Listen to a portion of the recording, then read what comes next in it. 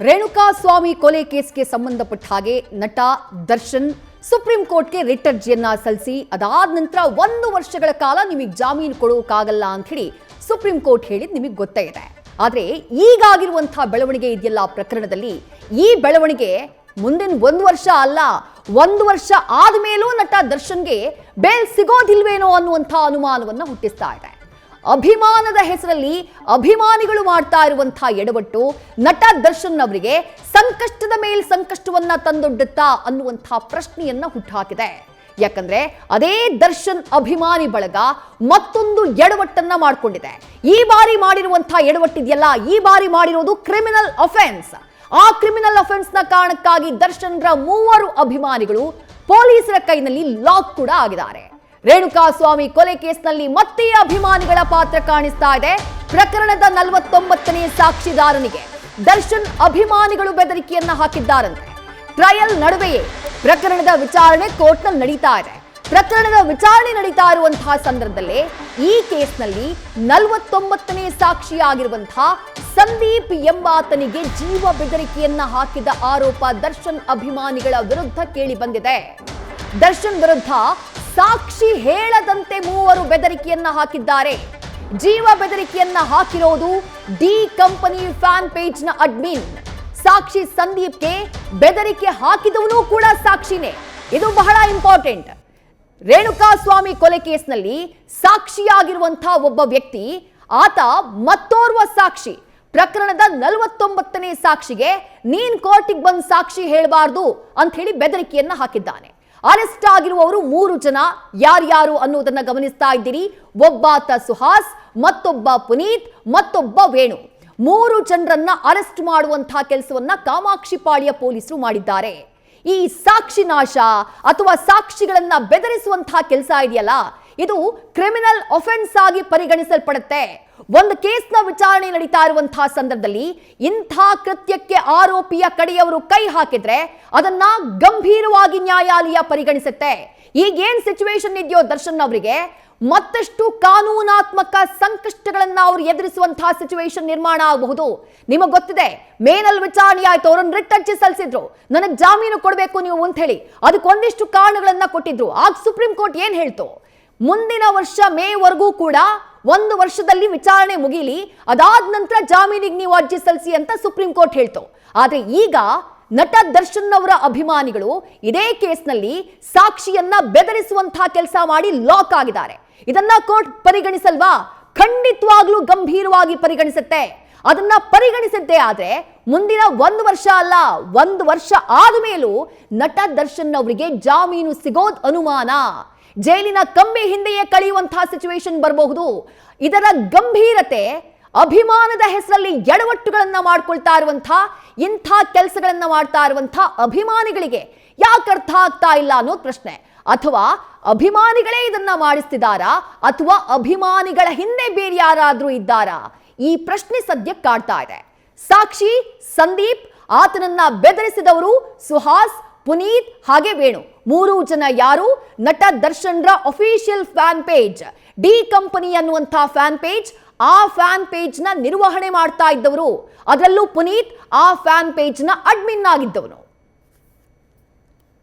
ಈಗ ಪ್ರಕರಣಕ್ಕೆ ಸಂಬಂಧಪಟ್ಟ ಹಾಗೆ ಯಾವ ಸಾಕ್ಷಿಯನ್ನ ಬೆದರಿಸುವಂತಹ ಕೆಲಸ ಆಯ್ತೋ ಆ ಸಾಕ್ಷಿ ಯಾರು ಅನ್ನುವುದನ್ನ ನೋಡ್ತಾ ಹೋಗೋಣ.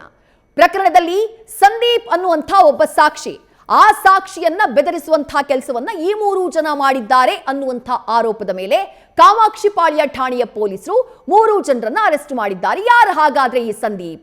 ಪ್ರಕರಣದಲ್ಲಿ ಆತ ಯಾಕೆ ಮಹತ್ವದ ಸಾಕ್ಷಿ? ಜೂನ್ 25ನೇ ತಾರೀಕು ಕೊಲೆ ಕೇಸ್ನಲ್ಲಿ ಪ್ರಮುಖ ಸಾಕ್ಷಿಯಾಗಿದ್ದಂಥ ಸಂದೀಪ್ ಏನಿದ್ದಾನೆ, ಆ ಸಂದೀಪ್ನನ್ನ ಇವರು ಬೆದರಿಸುವಂತಹ ಕೆಲಸವನ್ನ ಮಾಡಿದ್ದಾರೆ. ಜೂನ್ 25ನೇ ತಾರೀಕು ಅನ್ನೋದು ಮಾಹಿತಿ. ಏನ್ ಪ್ರಕರಣ, ಯಾವಾಗ ಆಗಿದ್ದಿದ್ದು, ಯಾವ ಸಂದರ್ಭದಲ್ಲಿ ಈತ ಸಾಕ್ಷಿಯಾಗಿದ್ದ ಈ ಕೇಸ್ನಲ್ಲಿ ಅಂತಂದ್ರೆ ನಿಮಗೆ ನೆನಪಿರಬಹುದು, ತುಮಕೂರಿನ ದುರ್ಗಾ ಬಾರ್ನ ಕ್ಯಾಶಿಯರ್ ಆಗಿದ್ದವನು ಈ ಸಂದೀಪ್. ಪ್ರಕರಣದಲ್ಲಿ ಈತ ಸಾಕ್ಷಿದಾರ. ದುರ್ಗಾ ಬಾರ್ ಯಾಕೆ ಇಂಪಾರ್ಟೆಂಟ್ ರೇಣುಕಾಸ್ವಾಮಿ ಕೊಲೆ ಕೇಸ್ನಲ್ಲಿ? 2024 ಜೂನ್ 8ನೇ ತಾರೀಕು ರೇಣುಕಾ ಸ್ವಾಮಿಯನ್ನ ಚಿತ್ರದುರ್ಗದಿಂದ ಕಿಡ್ನಾಪ್ ಮಾಡ್ಕೊಂಡು ಬೆಂಗಳೂರಿಗೆ ಕರ್ಕೊಂಡು ಬಂದಂತಹ ಟೈಮ್ನಲ್ಲಿ ಮಾರ್ಗ ಮಧ್ಯೆ ತುಮಕೂರಿನ ಇದೇ ದುರ್ಗಾ ಬಾರ್ನ ಮುಂಭಾಗದಲ್ಲಿ ಕಾರನ್ನ ನಿಲ್ಲಿಸುವಂತಹ ಕೆಲಸವನ್ನ ಕಿಡ್ನಾಪರ್ಸ್ ಮಾಡ್ತಾರೆ. ಅನುಕುಮಾರ್, ರಾಘವೇಂದ್ರ, ಜಗ್ಗಾ ಇವರೆಲ್ಲರೂ ಕೂಡ ಆ ಸಂದರ್ಭದಲ್ಲಿ ಕಾರ್ನಲ್ಲಿ ಇದ್ರಲ್ಲ. ಈ ಪ್ರಕರಣದಲ್ಲಿ ಪ್ರಮುಖ ಆರೋಪಿಗಳು ರೇಣುಕಾ ಸ್ವಾಮಿಯನ್ನ ಕರ್ಕೊಂಡು ಬಂದವರು ಕರ್ಕೊಂಡು ಹೋಗಿದ್ದು ತುಮಕೂರಿನ ಈ ದುರ್ಗಾ ಬಾರ್ಗೆ. ಬಾರ್ನಲ್ಲಿ ಕ್ಯಾಶಿಯರ್ ಆಗಿದ್ದಂತಹ ಸಂದೀಪ್ಗೆ ಹಣ ಪಾವತಿಸಿದ್ದು ಮೃತ ರೇಣುಕಾ ಸ್ವಾಮಿ. ಆವತ್ತೇ ಈ ವಿಚಾರಗಳೆಲ್ಲವೂ ಕೂಡ ರಿವೀಲ್ ಆಗಿತ್ತು ಚಾರ್ಜ್ ಶೀಟ್ ಫೈಲ್ ಮಾಡಿದಾಗ. ರೇಣುಕಾ ಸ್ವಾಮಿಯನ್ನ ಕರ್ಕೊಂಡು ಬಾರಿಗೆ ಹೋಗ್ತಾರೆ, ಕಿಡ್ನಾಪ್ ಮಾಡ್ಕೊಂಡು ಕರ್ಕೊಂಡು ಬಂದಿರೋದು ಇವರು. ಬಾರ್ನಲ್ಲಿ ಕಂಠಪೂರ್ತಿ ಕುಡಿತಾರೆ, ತಿಂತಾರೆ. ಅದಾದ ಬಳಿಕ ಯಾರನ್ನ ಕಿಡ್ನಾಪ್ ಮಾಡ್ಕೊಂಡು ಕರ್ಕೊಂಡು ಬಂದಿದ್ರು ರೇಣುಕಾ ಸ್ವಾಮಿ, ಆತನ ಕೈನಿಂದಲೇ ಹಣವನ್ನ ಪೇ ಮಾಡಿಸುವಂತಹ ಕೆಲಸವನ್ನ ಆರೋಪಿಗಳು ಮಾಡಿದ್ರು. ಚಿತ್ರದುರ್ಗದಿಂದ ಕರ್ಕೊಂಡು ಬಂದಿದ್ದಕ್ಕೆ, ರೇಣುಕಾ ಸ್ವಾಮಿಯನ್ನ ಚಿತ್ರದುರ್ಗದಿಂದ ಕರ್ಕೊಂಡು ಬಂದಿದ್ದಕ್ಕೆ ಆವತ್ತು ಸಾಕ್ಷಿಯಾಗಿದ್ದು ಇದೇ ದುರ್ಗಾ ಬಾರ್ನ ಕ್ಯಾಶಿಯರ್ ಆಗಿರುವಂತಹ ಸಂದೀಪ್. ಪ್ರಕರಣದಲ್ಲಿ ಈತನನ್ನ ಪ್ರಮುಖ ಸಾಕ್ಷಿಯಾಗಿ ಪೊಲೀಸರು ಉಲ್ಲೇಖ ಮಾಡಿದ್ದಾರೆ. ಚಾರ್ಜ್ ಶೀಟ್ ನಲ್ಲಿ ಈತನ ಉಲ್ಲೇಖ ಇದೆ. ಈತನ ಹೇಳಿಕೆಯನ್ನ ದಾಖಲು ಮಾಡಿಕೊಳ್ಳಲಾಗಿದೆ. ಈಗ ಟ್ರಯಲ್ ಆರಂಭ ಆಗಿದೆಯಲ್ಲ, ಟ್ರಯಲ್ ಆರಂಭ ಆದಂತಹ ನಂತರದಲ್ಲಿ ಸಾಕ್ಷಿಗಳ ವಿಚಾರಣೆಯನ್ನ ಕೋರ್ಟ್ ಮಾಡ್ತಾ ಇದೆ. ಹೀಗೆ ಸಾಕ್ಷಿಗಳ ವಿಚಾರಣೆ ಮಾಡುವಂತಹ ಸಂದರ್ಭದಲ್ಲಿ ದರ್ಶನ್ಗೆ ಅನುಕೂಲ ಆಗಬೇಕು ಅನ್ನುವಂತಹ ಕಾರಣಕ್ಕಾಗಿ ದರ್ಶನ್ರ ಈ 3 ಜನ ಅಭಿಮಾನಿಗಳು ಏನ್ ಮಾಡ್ಬಿಟ್ರು ಅಂದ್ರೆ, ಸಂದೀಪ್ನೇ ಕಿಡ್ನಾಪ್ ಮಾಡಿ ಆತನನ್ನ ಬೆದರಿಸುವಂತಹ ಕೆಲಸ ಮಾಡಿದ್ರು. ನೀನ್ ಸಾಕ್ಷಿ ಹೇಳಬಾರ್ದು ಯಾವುದೇ ಕಾರಣಕ್ಕೂ ಅಂತ ಹೇಳಿ. ಆ ಕಾರಣಕ್ಕಾಗಿನೇ ಕಾಮಾಕ್ಷಿಪಾಳ್ಯ ಠಾಣೆ ಪೊಲೀಸರಿಂದ ಈ 3 ಜನ ಸದ್ಯ ಲಾಕ್ ಆಗಿರೋದು. ಪ್ರಕರಣದಲ್ಲಿ ಸಂದೀಪ್ ಪ್ರಮುಖ ಸಾಕ್ಷಿಯಾಗ್ತಾನೆ ರೇಣುಕಾ ಸ್ವಾಮಿಯ ಕಿಡ್ನಾಪ್ಗೆ ಸಂಬಂಧಪಟ್ಟ ಹಾಗೆ. ಸಾಕ್ಷಿ ನಾಶಕ್ಕೆ ಯತ್ನ ಹೇಗೆ ನಡೆಯಿತು ಅದನ್ನ ಡಿಟೇಲ್ ಆಗಿ ನೋಡ್ತಾ ಹೋಗೋಣ. ಈ ಗ್ಯಾಂಗ್ ಯಾವ ರೀತಿ ಸಂದೀಪ್ನ ಕಿಡ್ನಾಪ್ ಮಾಡ್ತು ಅಥವಾ ಯಾವ ರೀತಿ ಒತ್ತಡ ಹಾಕ್ತು ಅಂತ ಹೇಳಿ. ಸಂದೀಪ್ಗೆ ಸಾಕ್ಷಿ ಹೇಳದಂತೆ ದರ್ಶನ್ರ ಈ 3 ಜನ ಅಭಿಮಾನಿಗಳು ಬೆದರಿಕೆಯನ್ನ ಹಾಕಿದ್ದಾರೆ. ಸಂದೀಪ್ಗೆ ಬೆದರಿಕೆಯನ್ನ ಹಾಕಿದವರು ಯಾರ್ಯಾರು? ಪುನೀತ್, ವೇಣು ಹಾಗೆ ಸುಹಾಸ್. ಹೇಗ್ ಬೆದರಿಕೆಯನ್ನ ಹಾಕಿದ್ರು? ನಿಮ್ ಜೊತೆ ಮಾತನಾಡಬೇಕು ಅಂತ ಹೇಳಿ ಕರೆಸ್ಕೊಂಡು ಆನಂತರ ಬಲವಂತವಾಗಿ ಕಾರ್ನಲ್ಲಿ ಕೂರಿಸ್ಕೊಂಡು ಕರ್ಕೊಂಡು ಹೋಗಿ ಬೆದರಿಕೆಯನ್ನ ಹಾಕಿದ್ರು ಅನ್ನೋದು ಈತ ಕೋರ್ಟ್ಗೆ ನೀಡಿರುವಂತಹ ಮಾಹಿತಿ. ವಿವಿಧ ಕಡೆ ಸುತ್ತಾಡ್ಸಿದ್ದಾರೆ ಸಂದೀಪ್ನನ್ನ. ದರ್ಶನ್ ವಿರುದ್ಧ ಯಾವುದೇ ಕಾರಣಕ್ಕೂ ನೀನ್ ಸಾಕ್ಷ್ಯ ಹೇಳಬಾರ್ದು ಅಂತ ಹೇಳಿ ಬೆದರಿಸುವಂತಹ ಕೆಲಸ ಮಾಡಿದ್ದಾರೆ.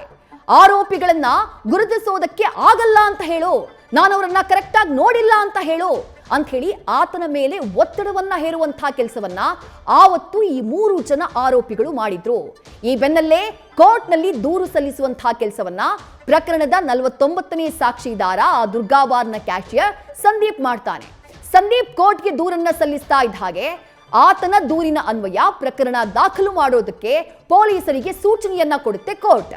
ಆ ನಂತರ ಕಾಮಾಕ್ಷಿಪಾಳ್ಯ ಪೊಲೀಸರು ಸುಮೋಟೋ ಕೇಸನ್ನ ದಾಖಲು ಮಾಡಿಕೊಳ್ತಾರೆ. ಈಗ ಸುಹಾಸ್, ಪುನೀತ್ ಹಾಗೆ ಮತ್ತೋರ್ವ ಆರೋಪಿ, ಒಟ್ಟು 3 ಜನ ಆರೋಪಿಗಳನ್ನ ಅರೆಸ್ಟ್ ಮಾಡುವಂತಹ ಕೆಲಸ, ವೇಣು, ಒಟ್ಟು 3 ಜನ ಆರೋಪಿಗಳನ್ನ ಅರೆಸ್ಟ್ ಮಾಡುವಂತಹ ಕೆಲಸವನ್ನ ಸದ್ಯ ಕಾಮಾಕ್ಷಿಪಾಳ್ಯ ಠಾಣೆ ಪೊಲೀಸರು ಮಾಡಿದ್ದಾರೆ.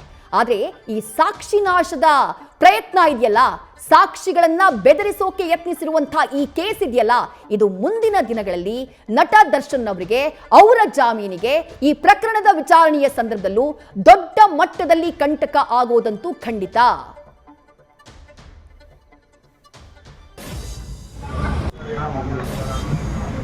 ಕಾಮಾಕ್ಷಿಪಾಳ್ಯ ಪೊಲೀಸ್ ಠಾಣೆಯಲ್ಲಿ ನಿನ್ನೆ ದಿನ ಒಂದು ಪ್ರಕರಣ ದಾಖಲಾಗಿದ್ದು, ಪ್ರಕರಣದ ವಿವರ ಏನಂತ ಹೇಳಿದ್ರೆ, ಒಂದು ಕೊಲೆ ಕೇಸಿನಲ್ಲಿ ಏನು ನಮ್ಮ ವಿಟ್ನೆಸ್ ಇರ್ತಾರೆ, ಆ ವಿಟ್ನೆಸ್ಗೆ ಸ್ವಲ್ಪ ಇನ್ಫ್ಲುಯೆನ್ಸ್ ಮಾಡಿ ಬೆದರಿಕೆ ಇಡುವಂಥ ಒಂದು ಪ್ರಯತ್ನ ನಡೆದಿದೆ ಅಂಥೇಳಿ ಈ ಕೇಸಿನ ವಿಟ್ನೆಸ್ ಏನಿದ್ದಾರೆ ಅವರು ಕೋರ್ಟ್ನಲ್ಲಿ ಹೇಳಿದ ಮೇರೆಗೆ ಕಾಮಾಕ್ಷಿಪಾಳ್ಯ ಪೊಲೀಸ್ ಠಾಣೆಯಲ್ಲಿ ನಾವು ಒಂದು ಪ್ರಕರಣ ದಾಖಲು ಮಾಡ್ಕೊಳ್ತೀವಿ. ಪ್ರಕರಣ ದಾಖಲು ಮಾಡಿಕೊಂಡು ತನಿಖೆ ಶುರು ಮಾಡಿದಾಗ ನಮಗೆ ಈ ಒಂದು ಏನು ವಿಟ್ನೆಸ್ಸನ್ನು ಇನ್ಫ್ಲುಯೆನ್ಸ್ ಮಾಡೋದು ಮತ್ತು ಬೆದರಿಸುವಂಥ ಪ್ರಯತ್ನ ಮಾಡಿರೋ ಆರೋಪಿಗಳು ಯಾರು ಅಂತ ಪತ್ತೆ ಮಾಡಿ ಅವರಲ್ಲಿ 3 ಜನ ನಾವು ಈಗಾಗಲೇ ದಸ್ತಗಿರಿ ಮಾಡಿ ಪೊಲೀಸ್ ಕಸ್ಟಡಿಗೆ ತೊಗೊಂಡಿದ್ದೀವಿ.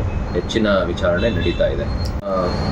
ವಿಟ್ನೆಸ್ ಏನಿದೆ, ಸಾಕ್ಷಿ ಏನಿದ್ದಾರೆ, ಅವರು ಕೋರ್ಟ್ಗೆ ಡೇಟ್ ಬಂದಿರುತ್ತೆ. ಅವ್ರಿಗೆ ಡೇಟ್ ಬಂದಂಥ ಸಂದರ್ಭದಲ್ಲಿ ಅವ್ರನ್ನ ಅವರ ಸ್ನೇಹಿತರ ಮುಖಾಂತರ ಕಾಂಟ್ಯಾಕ್ಟ್ ಮಾಡಿ ಅನ್ನೋ ಒಂದು ಕಾರಲ್ಲಿ ಕೂರಿಸ್ಕೊಂಡು ಕರ್ಕೊಂಡು ಹೋಗ್ಬಿಟ್ಟು, ಈ ಕೇಸಲ್ಲಿ ನೀನು ಈ ಥರನೇ ಸಾಕ್ಷಿ ಹೇಳಬೇಕು, ಈ ಥರ ಬೇರೆ ರೀತಿ ಹೇಳಬೇಡಿ, ಹೇಳಿದ್ರೆ ಮತ್ತೆ ಕಾನ್ಸಿಕ್ವೆನ್ಸಸ್ ಆಗುತ್ತೆ ಅಂತ ನಮಗೆ ಬೆದರಿಸಿದ್ದಾರೆ ಅಂತ ಏನು ಈ ಕೇಸಿನ ಸಾಕ್ಷ್ಯ ಇದ್ದಾರೆ ಅವರು ಕೋರ್ಟ್ನಲ್ಲಿ ಹೇಳಿದ್ದಾರೆ. ಆ ಬೇಸಿಸ್ನಲ್ಲಿ ನಾವು ಪೊಲೀಸ್ ಸ್ಟೇಷನ್ ಒಂದು FIR ದಾಖಲು ಮಾಡ್ಕೊಂಡು ತನಿಖೆ ಮಾಡ್ತಾ ಇದ್ದೀವಿ. ಇವಾಗ ಆಲ್ರೆಡಿ ಬಂಧಿತರಲ್ಲಿ ಒಬ್ಬ ಮೇನ್ ಕೊಲೆ ಕೇಸಲ್ಲೂ ಕೂಡ ಎವಿಡೆನ್ಸ್ ಸಾಕ್ಷಿಯಾಗಿದ್ದ ಸಾಕ್ಷಿದಾರ ಆಗಿದ್ದ ಅಂತ ಮಾಹಿತಿ. ಹೌದು ಅದರಲ್ಲಿ ಈಗ ಬಂಧಿತ ಆರೋಪಿಗಳಲ್ಲಿ ಒಬ್ಬ ವ್ಯಕ್ತಿ ಈ ಏನು ಕೊಲೆ ಕೇಸ್ ಇದೆ ಆ ಕೊಲೆ ಕೇಸಿನಲ್ಲಿ ಸಾಕ್ಷಿಯೇ ಕೂಡ ಆಗಿರ್ತಾನೆ. ಹಾಗಾಗಿ ಅವ್ರನ್ನ ನಾವೀಗ ಅರೆಸ್ಟ್ ಮಾಡಿಕೊಂಡು ತನಿಖೆಯನ್ನು ಮುಂದುವರಿಸ್ತಾ ಇದ್ವಿ. ಇದರ ಹಿಂದೆ ಇನ್ನು ಯಾರಾದರೂ ಇದ್ದರೆ ಅವರ ಪಾತ್ರ ಏನು ಅಂತ ತಿಳ್ಕೊಳ್ಬೇಕಾಗಿದ್ದರಿಂದ ಹೆಚ್ಚಿನ ಮಾಹಿತಿನ ಆನಂತರ ನಿಮ್ಮ ಜೊತೆ ಶೇರ್ ಮಾಡ್ತೀನಿ. Okay sir. ನ್ಯೂಸ್ ಫಸ್ಟ್ ನಿರ್ಭೀತಿಯಿಂದ ನಿಮ್ಮ ಪರವಾಗಿ.